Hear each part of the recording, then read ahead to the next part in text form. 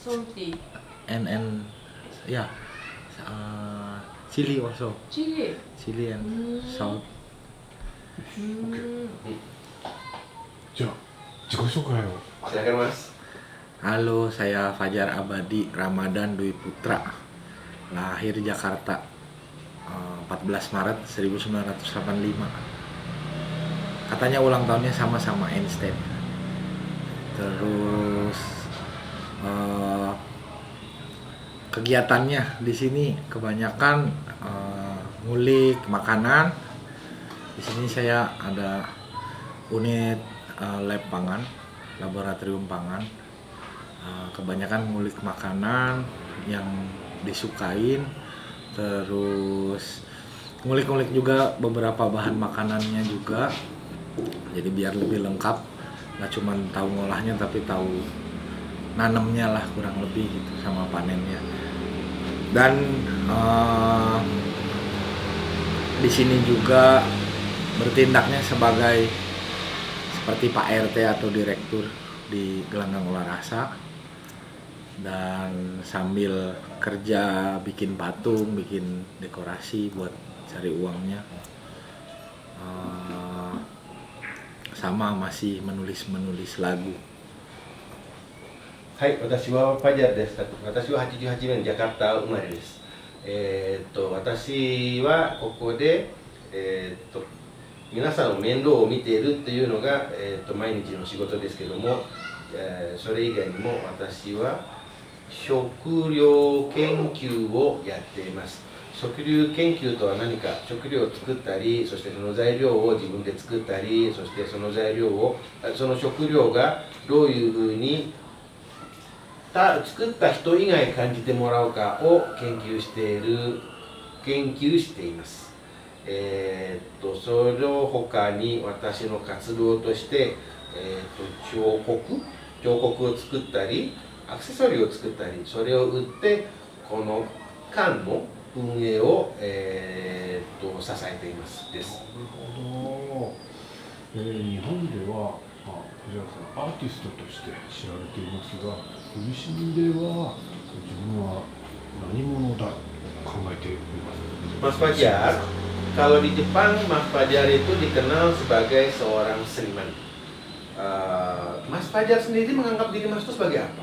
Seniman sudah pasti, tapi seniman apa Mas Fajar menganggap atau memposisikan diri Mas? Kebanyakan karyanya art project yang performatif lah. Jadi ada wilayah performance-nya, tapi lebih banyak wilayah art project-nya juga. Terus ada juga beberapa kawan yang bilang, oh mungkin ranahmu di seni rupa partisipasi. Jadi memang ada banyak keterlibatan dalam proses berkaryanya, termasuk juga ada eksekusi artistik yang dilakukan oleh partisipan, jadi nggak cuma sama saya sendiri. そうですね、なんて言っていいんでしょうかね、私みたいなアーティストは。私はアーティストとして、アート活動は、作ることもあれば展示することもあります。作品を、大量生産することもあれば世界で一つのもあります。自分をどういうふうに決めるか、肩書きね、人がどういうふうに見るかは、それは見る人の自由なんですけども、私も私が私を名乗るときは今、みんなに見てもらえるアーティストと語っています。ごめんなさい、みんなに楽しめてもらえるアーティストと言っています。そういうのを志したきっかけは何でしょうか。 Mas Fajar, apa yang mencetuskan Mas untuk menjadi seniman seperti yang Mas jelaskan tadi itu? Apa pencetus, sebabnya apa kira-kira, asal muasalnya apa sebenarnya? Ya saya pengen jadi seniman tuh dari tahun 98-an kalau nggak salah ya. Jadi masih SMP waktu itu. Waktu itu ada dua hal yang saya hadapi, yang saya ingat, yaitu pubertas sama gejala politik yang memanas gitu. Dan gejala politiknya termasuk juga gejala isu-isu rasial gitu. Ibu saya kan keturunan Tionghoa gitu, dan saya kecil bentuknya masih lebih kelihatan Cina gitu daripada sekarang. Jadi dari kecil tuh banyak interaksi yang kayak mungkin seperti bully gitu kali ya, di mau berangkat sekolah terus ada yang nyegat terus wah Cina gitu loh. Terus sampai SMP tuh juga sempet kayak gitu, ada temen yang ngomong, lu kok nggak pulang, nanti lu kalau nggak pulang gue bakar. Itu waktu pas bulan Mei itu, pas lagi hari H kerusuhan gitu. Padahal posisinya waktu itu saya ada di sekolah SMP Islam, jadi kayak sanawiyah gitu kan. Terus tapi masih masuk, dan pas merhatiin teman ngomong itu dia kayaknya memang cuman ngomong aja, jadi seperti ada yang menanamkan ide itu. Nah akhirnya di situ, dan lagi pubertas juga, saya mikirin soal rasa itu apa gitu. Nah akhirnya ke masalah tadi, pengembangan artistik ya, alasannya soal rasa. Jadi kadang karya yang monolit, yang diem aja dipasang, kadang-kadang rasanya nggak cukup gitu. Makanya misalkan saya ngulik makanan di dalam karya saya, karena kadang-kadang idenya seniman tuh kan pengen karyanya sampai ke audiens gitu. Nah, dan jadi bagian sesuatu buat audiens. Nah, dengan makanan tuh saya sadarin emang ada satu kerja saya yang akhirnya akan jadi bagian daripada audiens saya gitu. ですね、きっかけとしてなんですけども、少し僕の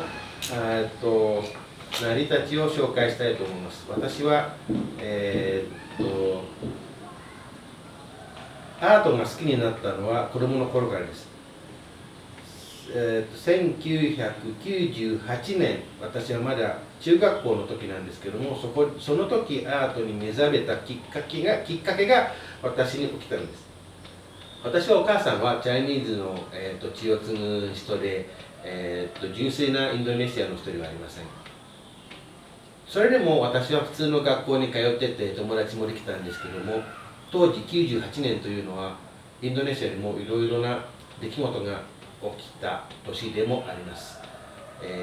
ある日学校帰りで、なんでお前まだ帰ってないのか、お前は中国人だから俺はお前を生きたまま燃やしてもいいんだぞ、すぐ帰れ、ここにはもう来るな。でも僕は前々からそこのイスラムの学校に通ってたんですけども、学校の隣近所に住む人は私をからかいながらそういうふうに言っているのを今になっても思い出します。当時は、なんでこういうことが起きるんだろう、なんでこういうラシアル的な意見が簡単に口から出せる人がいるんだろう、自分が今まで友達になって学校に通って友達でさえもある時は優しく、ある時は心に響くまで強い言葉で襲ってくることもある。でも一つ分かったことがあるんです。それは僕の友人、友達、知り合いの人がわざと言っているのではなく、普通出さない言葉を使って私を威嚇するのです。誰かがわざとそういうことを子供の頭に投げ込んだようなことが、頻繁に起こっているのを私は感じることができました。子供の言葉じゃないってことですね。で、今になって、気づいたことがあります。というのは、僕が感じたことというのは他の人は感じられないんです。僕しか感じられない。それが多分今の僕キャラクターの一つを作ったきっかけでもあります。ですから私は、感じられることができる舌が感じられる食べ物の、味はその人だけにしかわからないかもしれないけれども、他の人に知れる機会とかきっかけとかチャンスも与えてくれる一つの物体なんですね。それをもっとよく知って、これからの、なんていうんだろう、違う人の考え方を、直せる何かのきっかけをつかめればいいんじゃないかなと、そういう考えをアートに託したいなと思って今までやってきましたです。結構長いです。それとこの、スペース、このスペースの名前は何でしょう。 Apa nama ruang seni lingkup studio ini, apa panggilannya Mas? Namanya apa? Namanya Gelanggang Olah Rasa. Itu ada sedikit plesetan gitu kan. Biasanya kan gelanggang olahraga. Jadi di Indonesia kan udah biasa banyak gor gitu kan. Dipanggilnya biasanya sama teman-teman disebutnya gor aja. Cuman biasanya gor itu selalu gelanggang olahraga gitu. Terus ya kebetulan ini juga akhirnya kan tadinya studio Batur tuh, waktu terakhir ketemu kita studio Batur, yang artinya studio teman gitu kan. Terus beberapa kejadian yang dialamin dan termasuk pandemi segala macam gitu, ternyata yang memang masih bisa, apalagi pandemi ya, ada masalah penjarakan gitu ya secara fisik, tapi rasa tuh masih bisa diolah terus gitu. Jadi memang harapannya ini sebuah arena, sebuah ring gelanggang untuk tempat kita bisa ngolah rasa gitu. Kalau raga bentuk ya masing-masing pasti punya apa ya, tujuannya masing-masing gitu. Tapi secara rasa mungkin kita bisa lebih ketemu gitu, bisa lebih ketemu. Walaupun raganya beda ya, ada yang suka pisau, ada yang suka kaset gitu. Tapi rasanya saya yakin bisa ketemu gitu. ここのスタジオの名前はgelanggang olah rasa。日本語に直すと、例えばなんですけども、アトレティックセンターかな、アトレティックスポーツセンターがのダジャレとして、アトレティックを、味覚を、ダジャレにして、だから味センターなんですよ。なんで味センターになったかというと、インドネシアではスポーツセンターゴールって言うんですよ。gelanggang olahraga。ここはgelanggang olah rasa。だから少しダジャレにして、スポーツを、競技する場所ではなく、いろんな人たちが持っている味とかセンスとかテイストとかを競い合うところとして、gelanggang olah rasaと私は名付けました。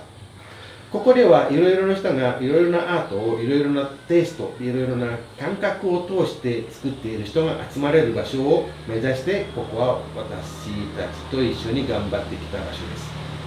昔はバトルという名前でしたけども、それはただの友達だけで、みんなが友達だけでは何も生むことができないし、理解は難しいと思ったので、今回はgelanggang olah rasa、みんなが競い合って自分のテイスト、自分が目指すテイストをみんなに見せることもできて、その人も楽しむことができて、そしてまたよりたくさんの人たちに知ってもらうきっかけができる場所を作るとして、この名を名付けましたです。場所ができるまでのいきさつを教えてください。Mas Fajar, bisa Mas ceritakan sepak terjang Mas sampai bisa mengakomodasikan tempat ini itu gimana sih jalan ceritanya? Dulu pertamanya tuh 2000, sebelum di tempat ini 2011, saya kerja sama yang bengkel di atas, yang di workshop mebel dan patung itu. Terus kemudian ketemu kontrakan teman, terus lama-kelamaan kebentuk nih kontrakan jadi tempat kerja bukan tempat tinggal. Biasanya kan jadi tempat tinggal aja, tapi ini jadi tempat kerja. Akhirnya ekosistemnya semacam kebentuk, yang emang mau tinggal doang menyingkir, yang mau kerja masuk gitu. Jadinya saya kepikiran wah ini satu tempat berhenti yang semuanya ada gitu. Bisa bikin ini, bisa bikin ini, bisa bikin ini, bisa bikin ini gitu. Nah, waktu itu kita cuman 2 tahun terus diusir karena berisik. Alat-alat kerja diusir sama tetangga, nggak cocok tempatnya. Akhirnya dapat tempat ini. Waktu itu memang belum dikonsepin bareng, ya bareng aja, tapi belum dibayangin bener-bener oh ini kita tujuannya ngebangun satu ekosistem gitu. Sampai akhirnya mulainya pas di Studio Batur gitu. Karena kan proses misalkan kalau di seni sampai ada karya itu kan ada banyak proses sebenarnya, apalagi sekarang seniman kadang nggak bikin karya sendiri tapi dia minta tolong orang lain untuk bikinin karyanya gitu, termasuk bengkel yang di atas biasanya bikinin karya buat seniman lain. Nah jadi ada proses-proses, ada orang-orang yang terlibat, hanya cuman sekedar satu karya jadi gitu, itu aja udah jadi satu ekosistem. そうですね、実はこのスタジオが出来上がる前はここで始まったわけではないんです。別の場所ね。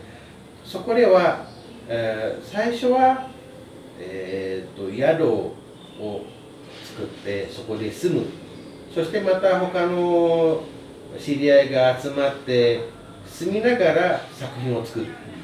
そしてまた作品を作ってウォークショップね、ウォークショップで作って、そしてウォークショップで展示するやつも現れて、結果的にそこでいることができなくなったんです。なぜかというと、隣近所の人がうるさいと言われて、そこを去らなければいけなくなりました。で、その後、新しい場所を探している間に、どういう場所が我々にとっていい場所かというのを考えて、たまたまにもバトルスタジオに会うことができて、バトルスタジオでは、作品を作るのもいれば、そこで、住み込みもできるような場所、そして運よくまた隣の建物を借りることができて今の形になりました。で、ここを目指せる、条件というのがここに持ち備わったのが一つのラッキー運だったと私は思っています。なぜかというと、住み込みもできるということは住みたい人がくれるし、住みたくない人でもそこで作品を作ることができる。作品ができてそこでも展示することができれば、そこでも、お金につなぐこともできる。そういう人がそういうタイプの人が好きであればここにずっといることもできるし、そこで仕事しながら住むことが難しい人はそこからところに、住んでここで作品を作るという自由感を持たせることができて、一つのエコシステム住みか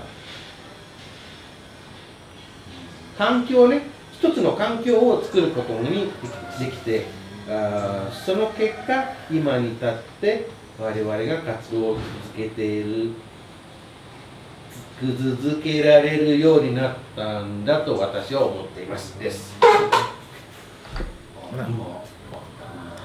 Nah dari situ tuh kadang-kadang biasanya karena apapun yang misalkan bagaimana Indonesia menyerap budayanya, menurut saya kadang-kadang kebanyakan kan selebritas, jadi yang ada di layar yang paling dianggap penting. Jadi misalkan kalau dalam seni ya senimannya aja, tapi yang bikin karyanya padahal semua orang punya tempatnya masing-masing. Nah di sini kita coba supaya semuanya punya pentingnya masing-masing atau punya panggungnya masing-masing gitu. Dan orang belajar, kami semua belajar mengapresiasi di tiap tahapannya, di tiap orang dengan ruang skillnya gitu. Bahwa semuanya penting di ruangnya masing-masing. そうですね、そもそもインドネシアの人というのは自分が住んでいる身近な特徴を吸収しやすいようにできているんじゃないかなと彼は思っています。でも今の人は身近なもので吸収できるものはテレビとか手元にあるものに惑わされすぎているせいで、ソーシャルメディアのアーティストだけを見てだんだん視覚が狭くなっているようになっています。ここはまたそれと違って大きく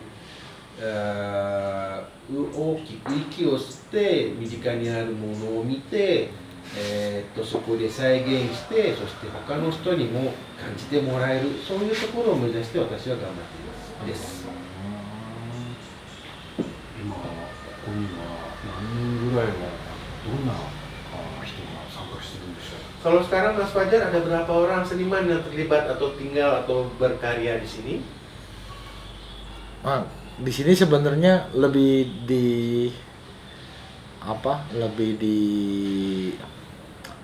hitungnya per unit, aku bilangnya, bukan per orang gitu, karena isinya jadinya grup gitu kan. Jadi aku kadang-kadang bilangnya ini community hub gitu. Jadi ada unit seperti yang blacksmith itu namanya Trident, terus yang kaset-kaset namanya Satspek. Kalau unit sih ada sekitar 3, 4, 5, 6, 7, 8, 9, 10, 11 unit. Orang yang bisa sekitar sampai 30-an. とですね、ここでは何人という数え方はしていません。ここではユニットという数え方をしています。一つのユニットが一つの科目、一つの芸術を賄っている場所として、例えば鉄関係のはブラックスミスユニット、カセットエリアはなんとかユニット、そして、デザイン科はデザインユニット、そういうふうにユニットとして数えていて、ここでは合計のユニットが11今あって、その11のユニットに通っている人が30人いるかないかぐらいだそうです。ここに参加する条件はありますか？ Apa sih Mas Fajar syarat untuk bisa gabung di sini? Nggak ada. Nah ini. Syaratnya mau. Mau. Iya. 条件っていうのは、やる気持ち、やる気、やる自信を持っている人、それが条件です。なるほど。運営は、経済的な運営方法とか。Cara mengelola, menjalankan, cara mengoperasionalkan gelanggang olah rasa ini, bagaimana Mas Fajar mengalokasikan dananya, gimana caranya mengoperasikan ini, bagaimana pendanaannya, bagaimana? Saya jujur juga nggak ngerti sebenarnya. Kalau masalah keuangan tuh seperti nggak masuk akal, karena apalagi waktu keluar dari penjara kurang lebih bangkrut lah gitu kan. Tapi banyak jadi kalau nggak uang, teman-teman kadang kasih subsidi, nggak cuman yang ada di GOR tapi yang dari luar. Mereka misalkan bawa material atau bawa furnitur, terus jadi kami nggak perlu beli gitu. Terus ataupun beberapa alat-alat yang mereka pikir oh ini kayaknya bisa nih dipakai, kayak tadi Geget itu kan sebenarnya cuman numpang kerja di sini secara temporer gitu. Tapi dia dari tahun pertama GOR, dia tuh tiba-tiba datang, ini saya punya alat gitu, boleh pakai aja di sini. Oh yaudah, saya bilang nanti kalau kamu butuh kerja di sini aja. それがですね、不思議なことに私も説明できないんですよ。経済的資金というのは、特に私が刑務所から出てしまった時はほとんど一銭も持ってない状態で、でも下宿刑務所から出ていたらまだまだこれがあってやっていてやってられているっていうことに気がついて私もびっくりしていて、例えばですね、ルクスさんも払ってここにいるわけでもないんです。ただ私はこういう機材があって皆さん使っていいですから私をここに受け入れてもらえますかという話で、どうぞという形でいさせてあげているし、仕事があればその仕事のおかげである程度の利益も皆さんに分けているみたいだし、それが他の人にもあったみたいで、そのおかげで今みんながここにいられるって言ってもおかしくないと言っています。Tapi mas untuk sewa kan perlu duit kan? Ya itu makanya si lanjutannya tuh, ya ini tuh lumayan bisa dibilang mahal banget kontrakannya. Satu lantainya 55 juta. Jadi satu area ini 130 juta. Kami sebenarnya masih utang. Dan masih berpikir kayak dari mana ya, gimana ya cara ngelolanya, kayak semacam teman-teman yang sewa di sini supaya nggak terlalu mahal, tapi tetap bisa bareng gitu. Tapi operasional harus jalan. Nah itu kami masih belajar terus karena kebanyakan ya seperti tambal sulam. Saya misalkan dapat pekerjaan bikin patung apa-apa, keuntungannya biasanya saya langsung investin buat di sini. Jadi mas seluruhnya pemasangan bangunan 120 juta? Per tahun.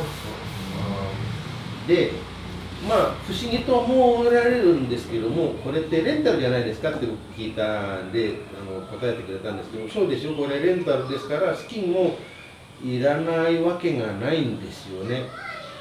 1回が50万円、1年間に50万円ぐらいかかるんです。1回、2回。で、2回だけ使ってても100万円かかるでしょ。で、空き地も数えられて、合計で全部が1年間130万円ぐらいかかるんです。で、その130万円どこから湧いて出てきたか、彼もわからないらしいんですよ。払う時になれば、みんなが集めて、渡す。それ以外にも毎月のコストがあるじゃないですか。それもあったりなかったり、予算オーバーだったり予算足りなかったり、それの繰り返しでなんとか今もやってて、その仕組みがどうなってるかは彼にも説明不可能だそうです。Kami berencana tuh tahun ini bisa daftarin jadi yayasan.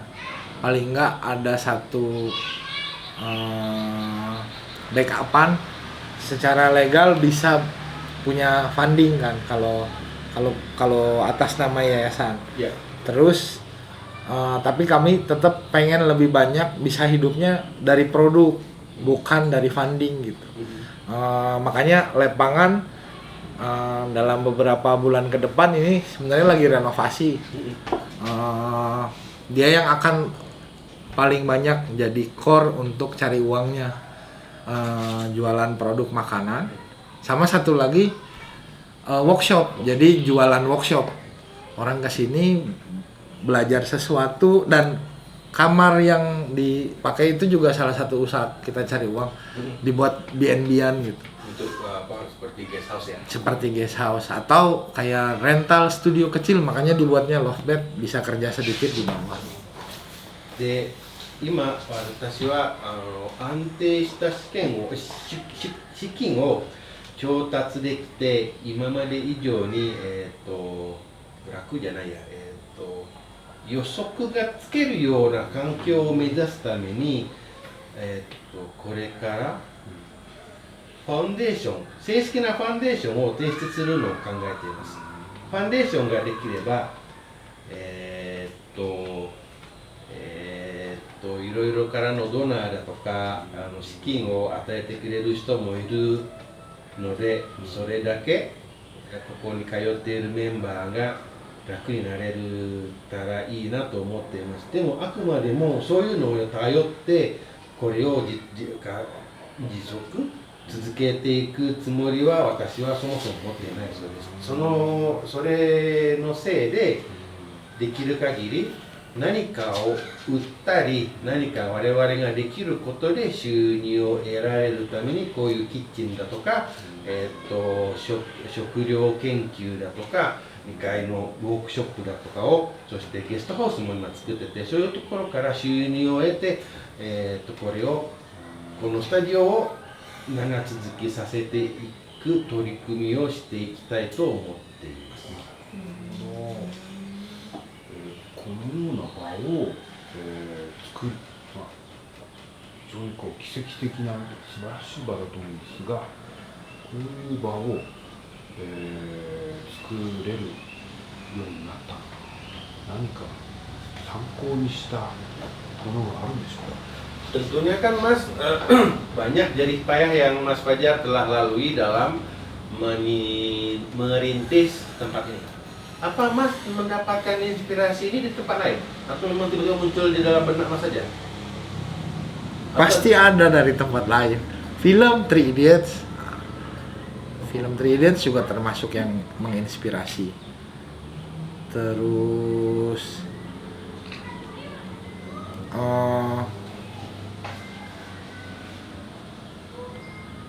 film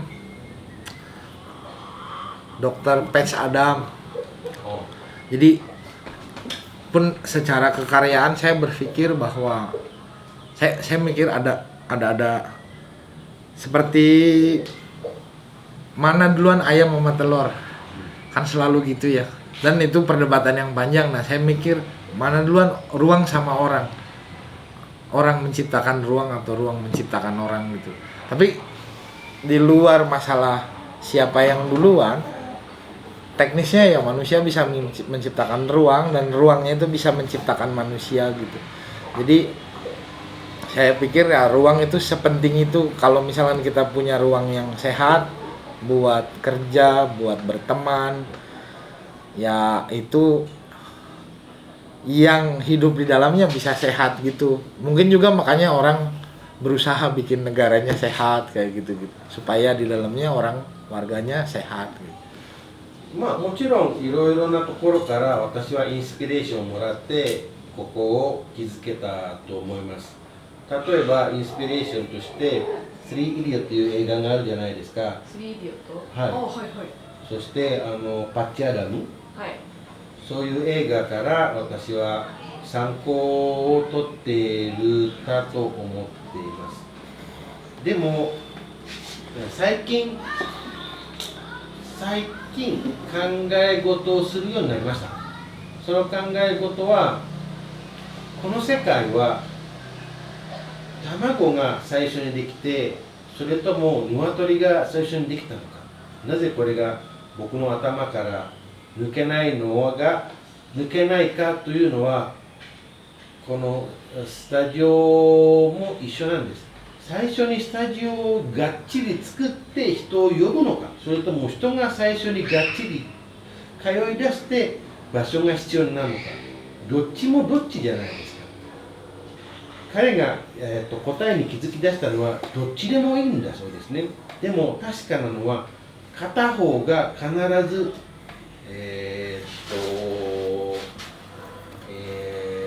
健康でなければいけないということが確かです。場所が元気であればその元気な人が寄ってくる。人がたくさん元気であれば場所も自然と元気になってくる。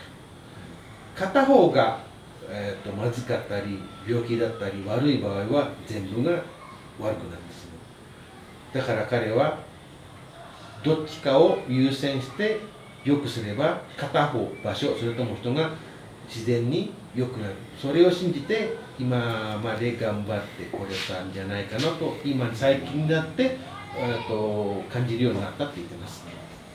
Sama kalau yang saya suka anggap guru tuh adik saya almarhum. Nah kebetulan nih nanti tanggal 12 ini saya mau bikin konser tuh tentang adik sama ayah. Jadi bulan ini tuh bulan kematian mereka. Adik saya tuh Down syndrome, jantungnya bocor juga gitu. Nah saya belajar performan dan banyak hal yang saya pakai jadi keputusan artistik tuh karena saya lihat banyak kegiatan dia nggak sempurna sebenarnya. bawa air tumpah-tumpah, tapi dia pas melakukannya itu dia sungguh-sungguh gitu.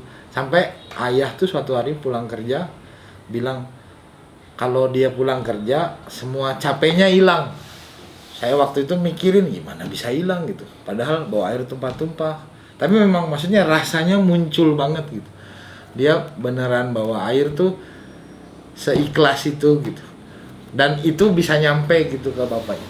Dan tapi butuh ruang yang apa ya, ruang yang saling nerima ya, karena ayahnya nerima, ibunya nerima. Jadinya kan kalau di luar kami kadang-kadang anak-anak Down syndrome dikatain idiot gitu-gitu gitu. Tapi buat keluarga kami ya dia berkah gitu, punya adik kayak dia. 今年、ごめんなさい。今月も、企画は私が持っていて、今月の企画は弟と親父というタイトルを私がつけました。なぜそういうタイトルをつけたかというと、今月は私の弟とお父さんの亡くなった記念日で、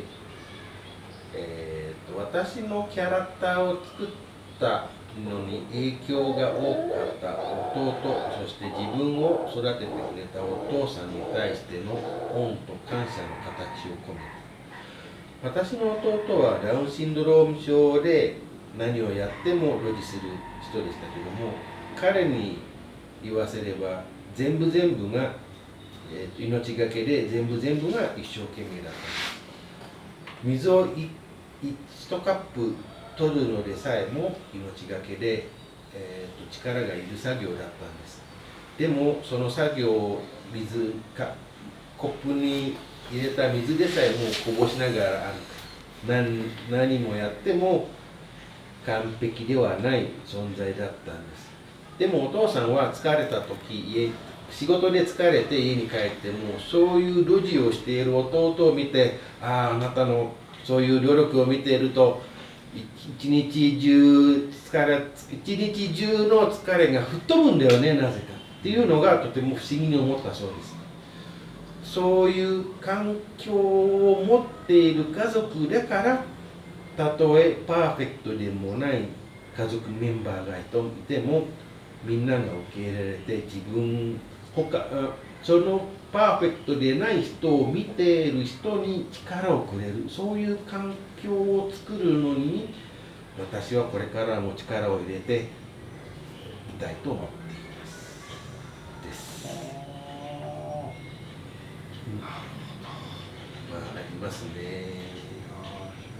重いですね。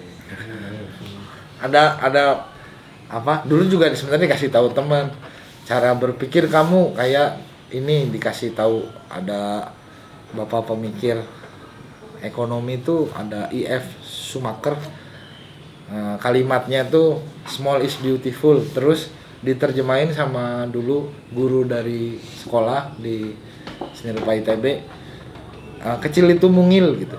Jadi entah kenapa memang saya jadi sangat memperhatikan yang kecil-kecil itu indah, ada kesementaraannya juga gitu, tapi core utamanya ya udah yang adanya itu diapresiasi gitu. Bukan berarti karena sementara nanti juga hilang, enggak sih, tapi ya karena sementara dia punya begitu banyak kesempatan dan yang ada bisa bukan dirayakan ya, tapi disyukurin gitu kali ya, disyukurin.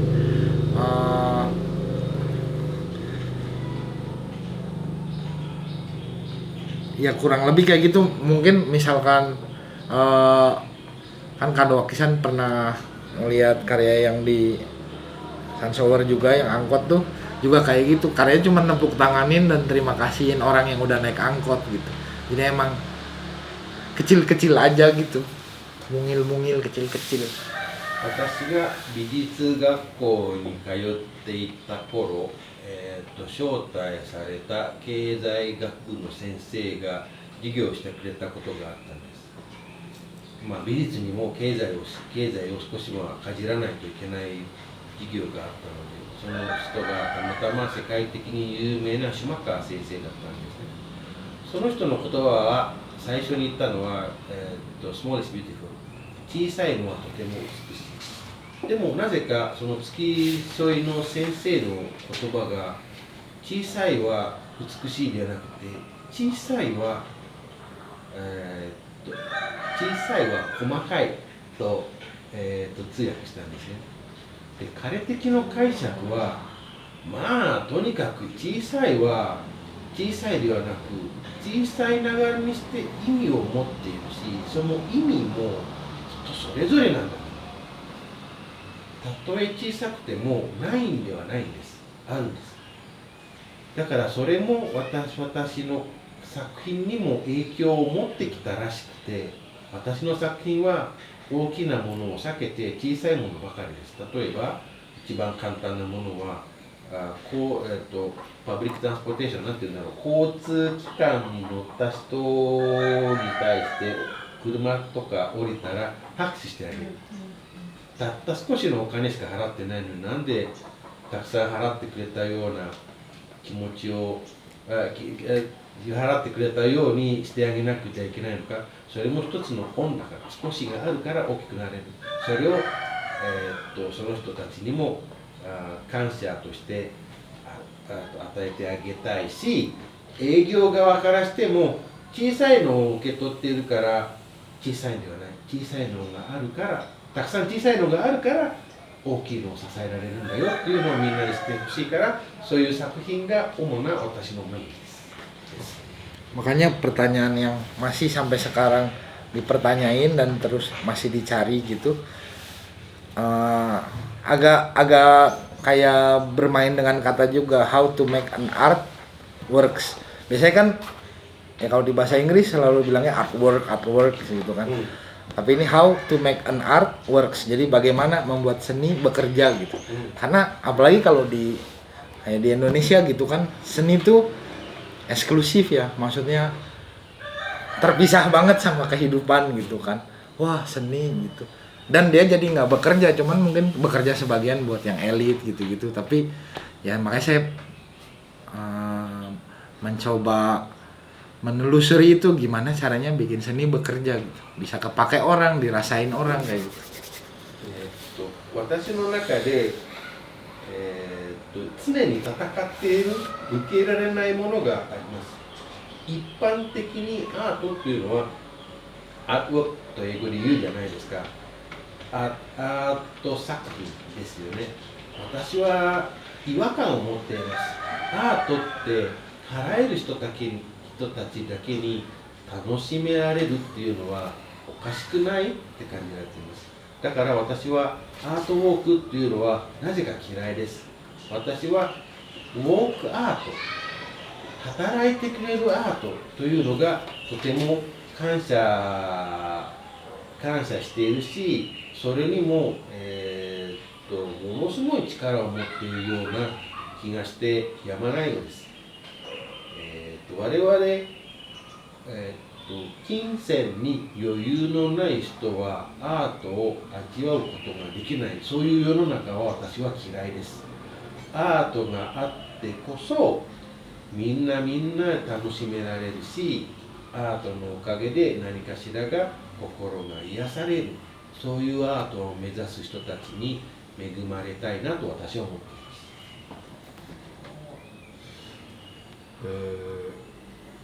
す。日本のアートや社会についてどう思いましたか？ Kalau Mas Fajar setelah melihat seni di Jepang, apa yang Mas Fajar rasakan? Kebetulan belum banyak, cuman rasanya ada budaya apresiasi yang sangat kuat kalau dari publiknya gitu ya. Pas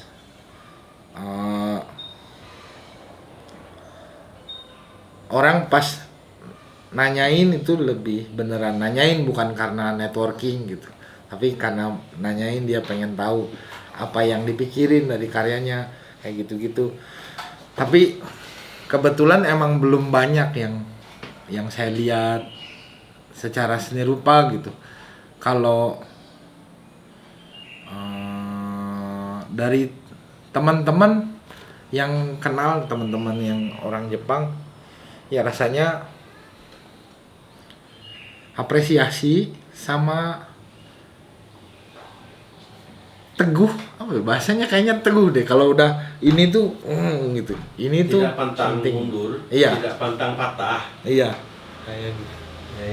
はっきり言うとですね、私は日本のアートっていうのは触りぐらいしか知らないし、でも特徴的なんですよね。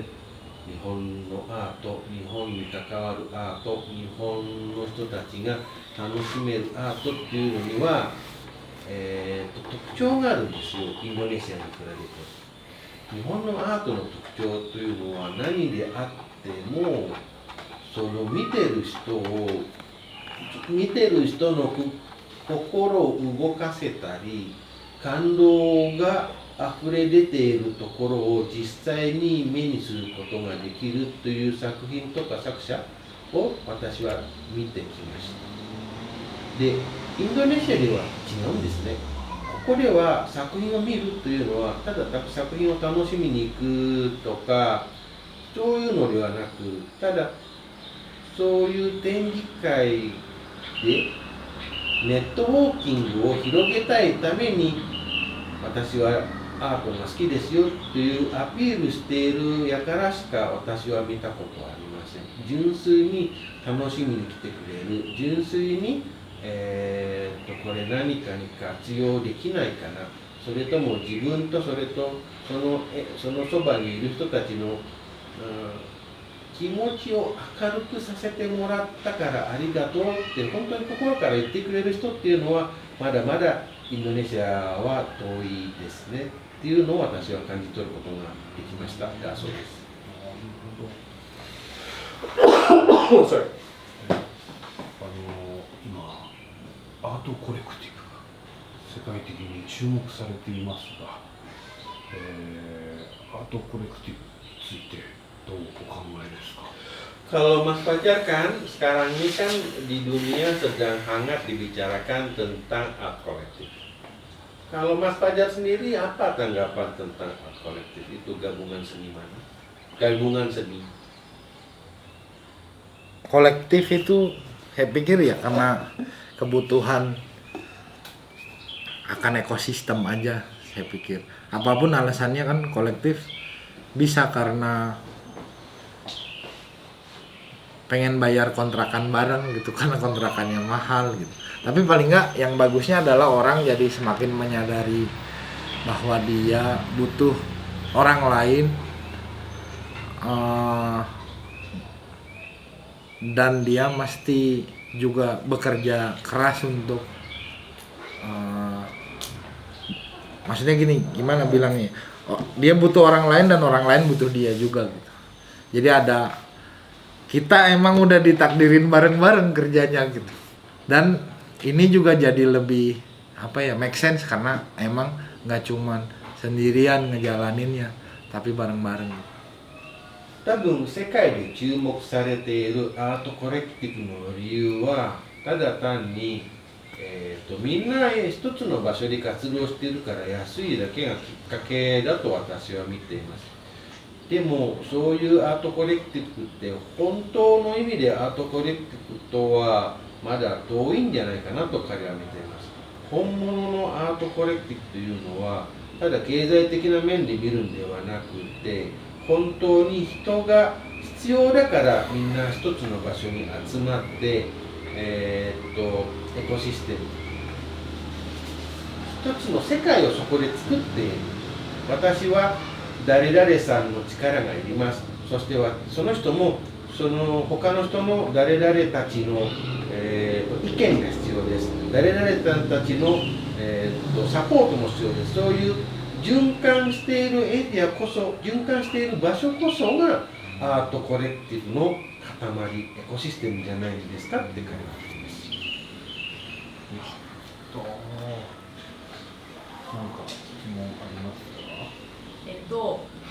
ファジャルさんにとって一緒にやっている皆さんはどういう存在ですか？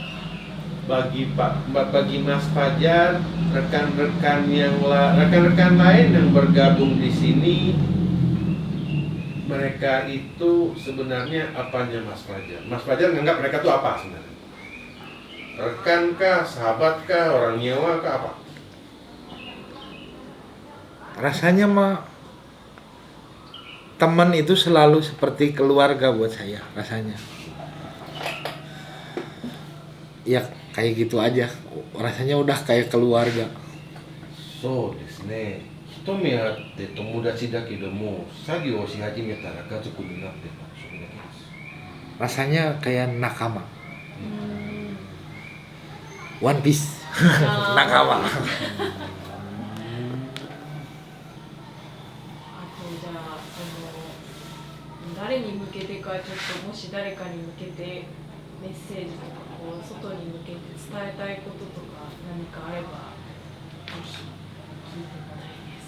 Kalau misalnya Mas Fajar punya pesan untuk dunia luar sana yang ingin Mas Fajar pancarkan melalui KOR ini, apa pesannya Mas? Message apa yang ingin Mas Fajar sampaikan? Wah.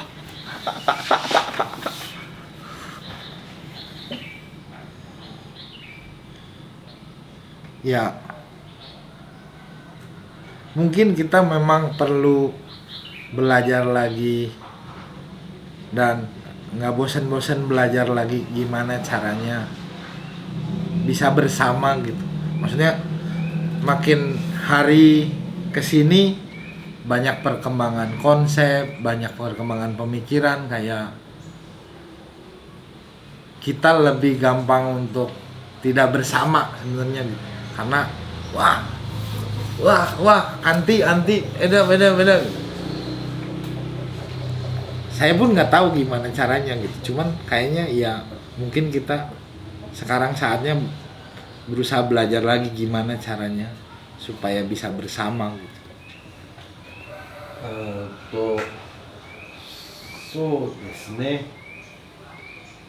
メッセージ的としては、集まれば集まるほど脆い感覚が今いろんなところで漂っています。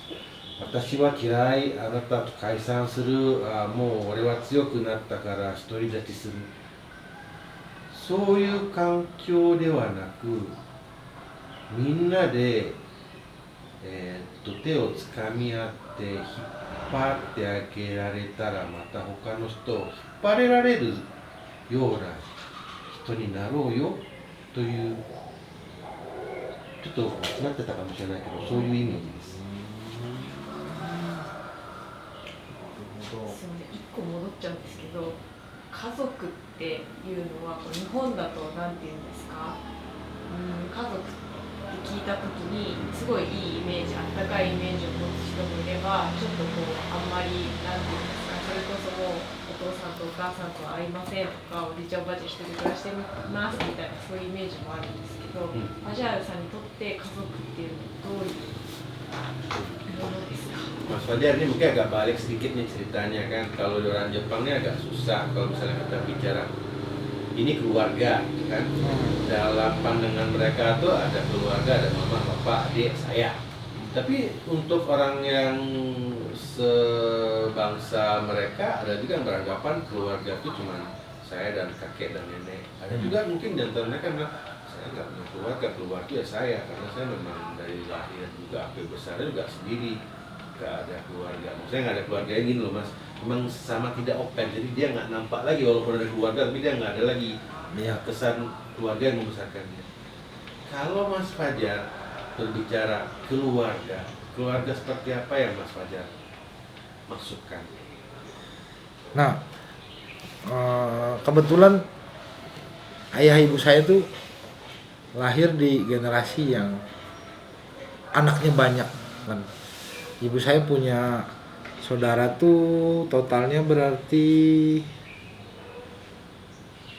14. Dia anak satu dari 10 yang sama satu ayah dan satu ibu.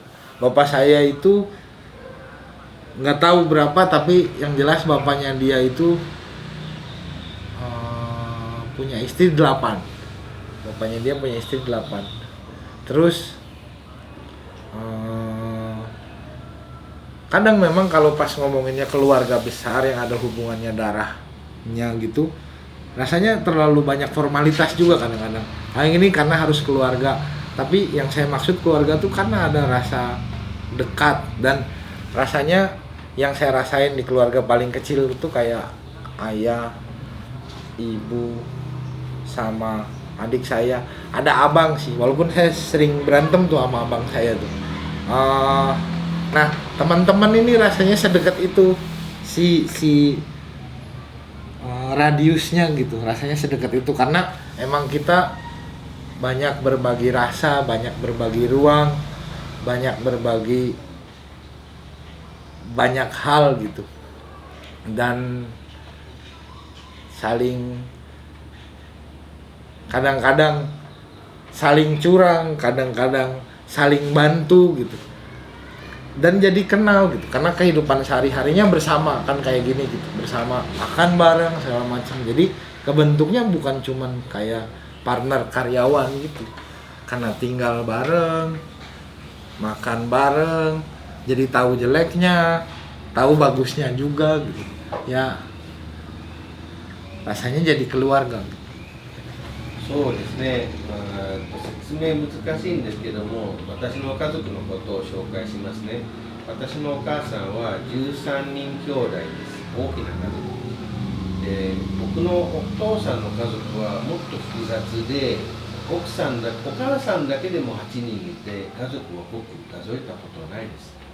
でも同じお母さんからの兄弟が3人いて、でもお父さんが奥さん8人いるじゃないですか。それも兄弟じゃないですか。大勢いるんです。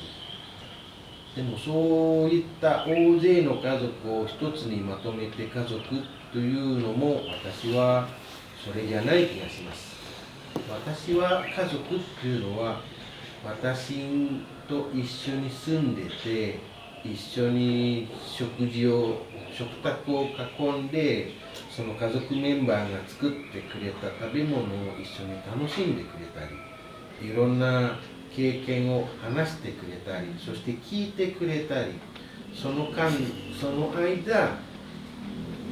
の一人一人のキャラクターを読み取って理解して、いいやつもいれば変なやつもいて、理解不能なのもいるじゃないですか。それを一つの家族と私は思っているんですね。ですから家族って何って聞かれたら、いつも一緒にいてくれて、食べたり喋ったりしてくれるのが家族がいいんじゃないかなって言ってました。どういたしまして。最後に素晴らしいインタビューで、アートコレクティブっていうドキュメンタリーをグッドスクールとこちらの梶原さんのスタジオ2カ所で撮ったものでまとめようかなと今思いました。 Jadi Pak Fajar kan dia mau mencoba katanya. Terima kasih sebelumnya telah menjawab pertanyaan-pertanyaan dengan begitu indahnya, bagusnya. Terus rencananya Pak Kadwaksa mau buat film dokumenter yang membicarakan seputar art kolektif. Terus narasumber atau pemeran utamanya adalah Gelora Olah Rasa di sini sama Good School yang di Jakarta. Terus ya itulah yang mau diangkat dalam dokumenter Pak Kadwaksa. でそのグッドスクールの方もそうなんですけど、こう編集するとものすごくカットされちゃうので、僕のドキュメンタリーの作り方として素材も全部公開して、それが最後どうなったのかを見せるっていう手法なんですが、今回のインタビューもノーカット公開してもいいでしょうか。 Kalau misalnya cerita dokumenter secara umum kan terlalu banyak dipotong-potong, dia ambil yang mau ditampilkan oleh si editor kan. Itu gaya yang biasa dalam publikasi pameran. Tapi kalau Pak Kadwaksa itu dia no edit. Kalau misalnya no edit hasil wawancara seperti ini, kalau misalnya nanti dia ditayangkan, Mas Fajar ada masalah nggak? Nah, Dia udah sore. tenang saja. Daijoubu. sama-sama. Kan ada beberapa orang yang ucapan saya tuh dipotong kan, jangan ada ya, gitu kan ada yang gitu. Tadi kayaknya saya salah ada yang ngomong jangan tampil ya. Oh iya, iya, Kita iya. harus tanya dulu mas kan. 昨日もね本当に食事会をあれはいつかここでできたらいいなって思ったのが昨日その日のうちにできてしまってびっくりしました。 Jadi Pak Fajar tadi malam kami ada satu surprise kejutan. Sebenarnya di siang harinya kan kita ada wawancara juga tuh sama warga di sini tentang bisa ada dapur dapur baja ya, Iya. ya kan? Nah, terus Pak Fajar bilang kayaknya satu waktu saya mau juga lah tampil. Nggak tahu baru niat sorenya malamnya udah kesempatan gitu kan. Jadi satu pengalaman yang luar biasa. Terima kasih. ね Enak. Sendai Zoni 仙台ゾーに enak banget. 本当にねここは夢が叶う場所かなと思いました。 Bisa jadi memang sini adalah tempat yang cita-cita bisa segera terwujud. Amin. 私もそういう場所の素晴らしさを自分でも作ったり他の人にも伝えていったりしたいです。 Saya juga ingin seperti Mas Fajar, ingin bukan menyediakan, ingin menciptakan tempat seperti ini yang dapat disinggahi dan menjadi kekuatan agar orang lain dapat berkarya. Terima kasih. Makasih Mas Fajar. Main lagi nanti. Mata遊びに来てね。Iya. 絶対また Nanti mungkin berubah lagi pas kamu datang. Ada yang nambah, ada yang nambah. また来るときは同じような形はしていないかもしれない。変わってたり狭くなったりしてるかもしれない。バンドはこう家賃はおいくらぐらいなんですか？ Kalau di Bandung,何の家賃ですか？家？住むところ？住むとこスタジオ？ああスタジオもいいかも。 1階が50上が5000 5000あの5000万5ミリオンでしょ5億5億だって50万ルピアだ50万円だね1階だけ円そうあ、そっか5億ルピアですねルピアにすると普通の人の家は kalau 普通 orang の人の家 oh, sebenarnya結構しないですよkalau misalnya orang mau tinggal di Bandung setahun sewa rumah atau sewa apartemen berapa mas ya? Mungkin 5 juta. Enggak 5 juta kan dapat 50 juta aja kan ya. Beda-beda tergantung Tempat ya? tergantung tempat. Fasilitas. Tergantung tempat. どこに住みたいかで決まっちゃうね。 Nanti tuh ね ini juga saya lagi ngurusin satu rumah lagi. Jadi ada yang aneh sebenarnya. Di Jakarta kalau ada satu ruang yang keren namanya rumah tangga kolektif itu tapi suami istri berdua aja. Nah mereka pokoknya lagi ada satu situasi yang kurang beruntung, mereka jadi harus pindah dari Depok pindah ke Bandung. Nah nanti bareng deket sini. Jadi kalau yang residensian tinggal di sana jadi lebih proper ya, karena biar di sini kerja, di sana tinggal. Nah di sana emang jadinya khusus rumah sama perpustakaan doang. Deket sini juga masih walking distance. Jadi sebenarnya apa ya? Kita kebayang juga kayak gitu sih kalau misalkan ada orang yang mau tinggal dari luar bisa di situ, karena kalau cari-cari itu kadang susah, apalagi gimana tempat. Terus orang kadang-kadang nggak ada rate-nya gitu sih, nggak ada rate pastinya gitu. そうですね。アート関係ではいくらって聞かれても、その時にならないといくらか分からないのがほとんどじゃないですか。例えばここでできない場合、この近くでもそういうアート関係をサポートしてくれている人の自宅家っていうのが貸し出しできるみたいで、彼が知っているところでも何か所かあって夫婦なんですね。その人たち両方ともアーティストで、自宅のスペースを同じアーティストの方に使ってもらえたらなって形で、その方は本を作っっている人たちらしいんですね。だから条件はその人たちと同じように過ごせるのであれば、そして受け入れてもらえるのであれば、いろんなところにあるんです。何も心配しなくてもいいそうです。だそうです。わかりますか？何、もうワンヌに住みたいの？住みたいですね。で、ここの空き家が使えばいいじゃない。だってゲストハウスもあるでしょ、DNB のやつ。ここで作業できるし。そうですね。